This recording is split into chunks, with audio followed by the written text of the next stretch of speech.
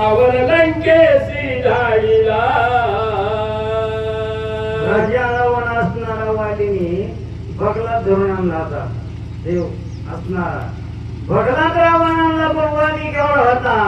समुद्रात जर उभा राहिला तर बिंबीला पाणी लागत होतं एवढा मोठा वाली होता आणि राजा रावण हात तोंडाचा ज्या गेला त्या अंगाचा पाण्यावर टांगला पाण्यावर सोडला तेव्हा म्हणजे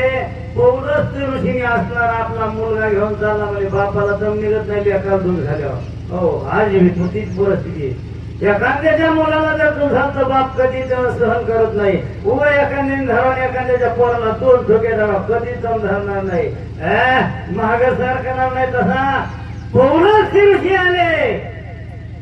आणि वालीला प्रार्थना केली म्हणले राजा मला एक भिक्षा दे म्हणले काय म्हणले तुझ्या पाळण्यावर मुलाच्या पाळण्यावर टांगलेलं जे